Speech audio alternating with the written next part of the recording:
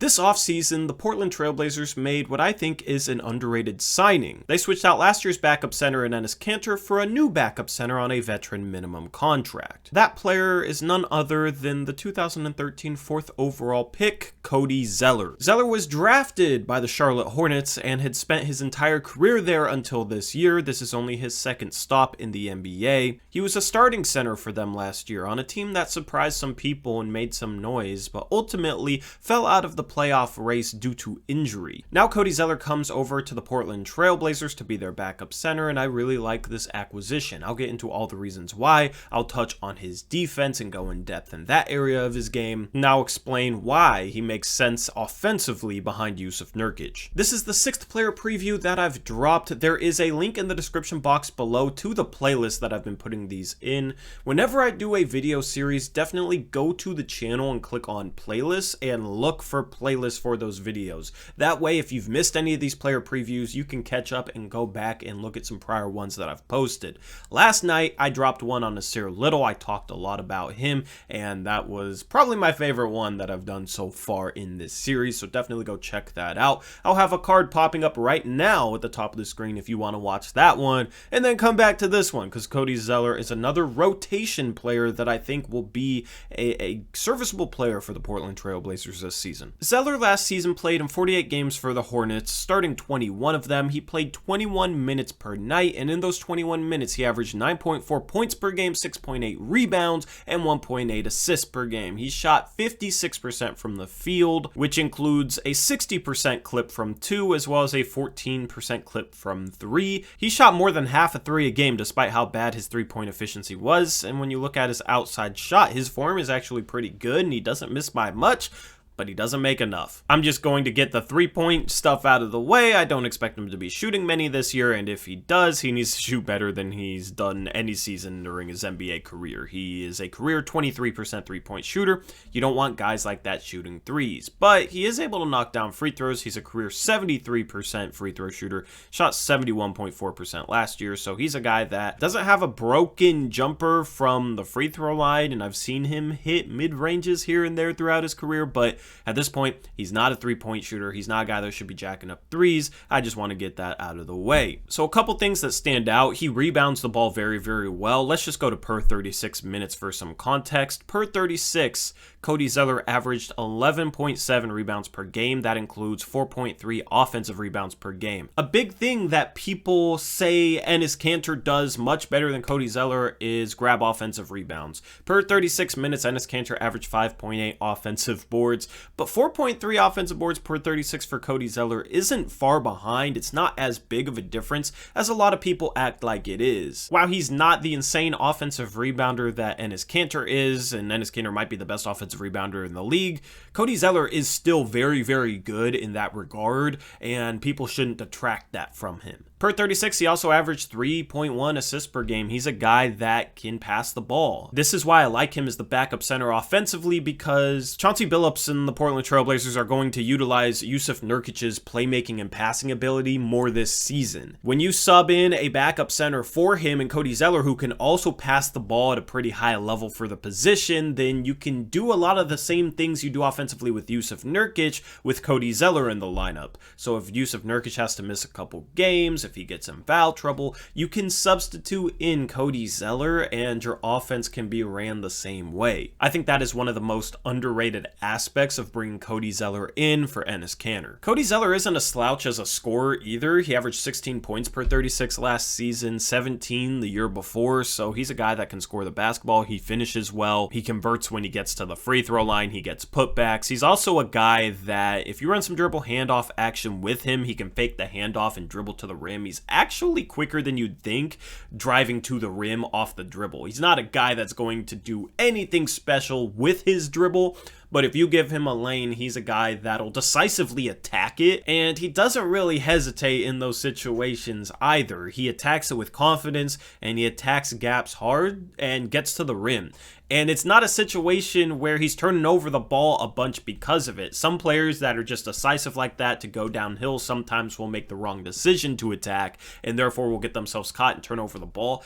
Cody Zeller doesn't do much of that. He only averaged 1.8 turnovers per 36 minutes last season. He's not a guy that turns over the ball much, so he's a really good decision maker out on the perimeter with his passing, his playmaking, whether to try and turn the corner and attack downhill, and he's just overall a high IQ guy. I've wanted the Portland Trailblazers to pursue more high IQ guys, and he fits into that mold. He's also a guy that can get buckets out of the low post. That's not really the biggest part of his game, but it is something that he can do. So overall, offensively, I think he's one of the better backup centers in the league, and I think he's underrated on that end. He is a good offensive rebounder, he's a good passer, he's a good decision maker, he's a decent free throw shooter for a center, and he can finish well inside. So out of a backup center, I don't know what more you could ask for. Now let's flip things over and look at the defensive part of his game. Shout out to our resident stats expert, Reese, for giving me some of these stats that I'm going to be talking about in this section of the video. And basically, when it comes to Cody Zeller and his defense, he's really good out on the perimeter. He struggles to protect the rim, and he even admitted that during media day. So he's the type of guy that you have to scheme with correctly, and it's a situation where if you keep ball handlers out on the perimeter,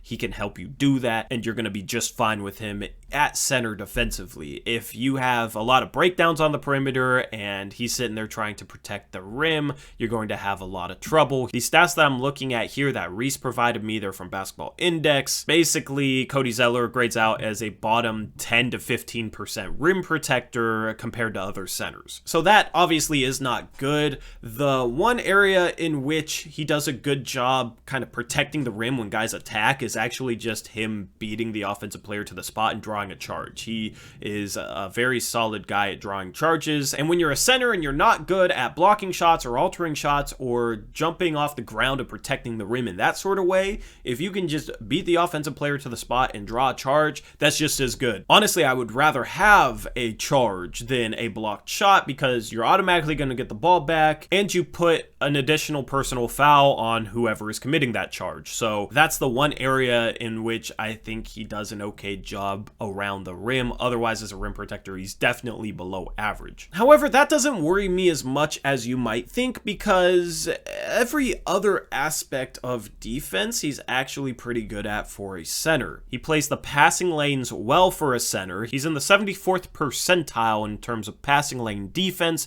grading out to a B. He's in the 78th percentile in terms of deflections, that grades out to a B+. He's in the 58th percentile in terms of steals, 61st percentile in terms of pickpocket rating. I'm just reading off these stats. I'm not sure exactly what that means, but my best guess would be poking at the ball handler's dribble and getting a deflection that way, or maybe forcing a steal that way. Zeller is a guy who's pretty agile on his feet, and if he is hedging pick and rolls or trapping pick and rolls, I really like him in those sorts of schemes. If he was playing under Terry Stotts, I'd be extremely worried because I feel like Stotts would have ran drop scheme and forced Zeller to stay around the rim, which isn't where he's best defensively, and he would have let guards and big men attack him downhill, and he would not have changed up his schemes to play to Zeller's strengths. Now, under Chauncey Billups, I think Chauncey's a guy who will realize how he should utilize Cody Zeller, and he will utilize him properly. With Cody Zeller in the game, you should be playing up at the level of the screen, or you should be hedging above the screen, or you should be trapping, and you can mix things up that way. Zeller is a guy who can also do an okay job for a center if he switched out onto guys. You don't want to switch him a ton, and I don't like defenses that switch centers like him onto guards, but he's a guy that in a pinch can do a serviceable enough job on the perimeter against smaller, quicker players. Now, I don't know how much the Blazers are going to ice screens. That's when you essentially just try and funnel ball handlers towards the sidelines on pick and rolls, but Zeller, I think, would be good in that sort of scheme as well. Given his foot speed, he can do a good job of kind of corralling ball handlers and funneling them towards the sideline. Overall, if you just look at player impact ratings, Zeller isn't a guy who grades out well defensively, but that is mostly just due to his his porous rim protection. He's a good defender if you run the right schemes with him, and he's a better defender if you have less defensive breakdowns on the perimeter. So the bench unit is going to have to try and do a good job of not breaking down on the perimeter. Also, this will be his first stop for a different team, so I'm wondering if maybe Chauncey can figure out how to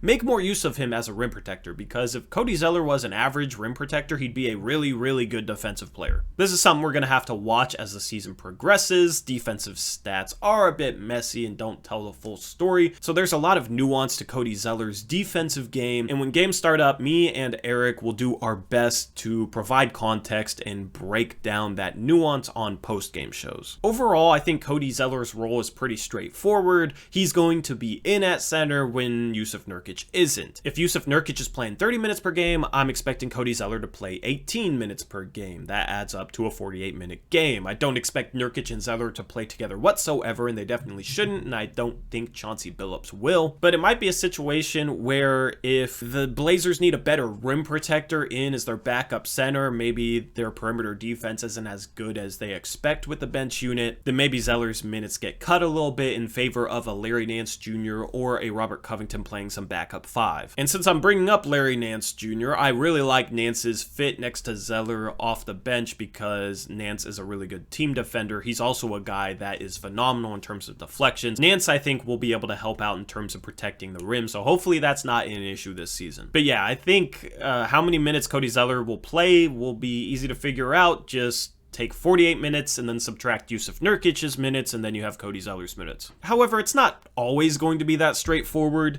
Some of it will be matchup dependent. If the Blazers are playing against a bench unit that goes really small and quick out on the perimeter, then I could see Robert Covington or Larry Nance Jr. playing some small ball five just to match up with that, and maybe a guy like Nasir Little or Anthony Simons gets more minutes. That is definitely something possible, but I think for the most part, it'll be a Jusuf Nurkic, Cody Zeller pairing at the center spots. Now, before we get into his statistical goals, one worry I have with Cody Zeller is he has been a bit injury prone, and this is why I would like Marquese Chriss to be the guy who wins that 14th roster spot. Over the last 4 years, starting in 2017, Cody Zeller has played 33 games, 49 games, 58 games, 48 games. Now, 2019-2020 was actually a pretty healthy year for him. Obviously, the Charlotte season got cut short. They didn't get invited to the bubble, so that's some context that needs to be put with those numbers. But overall, he's a guy who's been a bit injury prone. Hopefully that's not the case this year, but when you combine his injury issues with some of the injury issues Jusuf Nurkic has, I think we need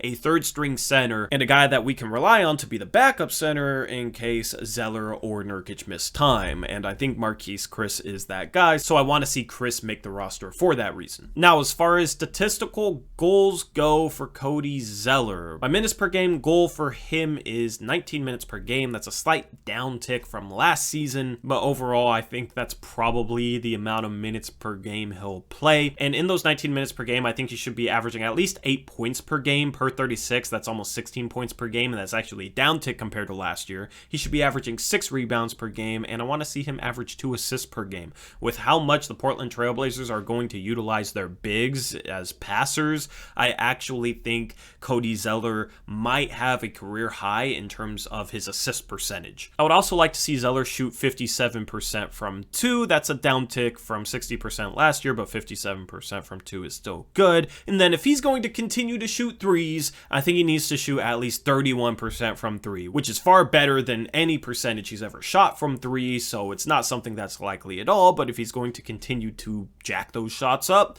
he needs to shoot 31% from 3 at least. Anyway, that wraps up this player preview for Cody Zeller. Let me know what you think down in the comment section below. We will have more coming up in rapid succession, so definitely stay tuned for those. As I said, player preview playlist link down in the description box below if you want to click on that and watch some others. And with that, that's a wrap for this video. I'll catch you in the next one. Until then, as always, peace out.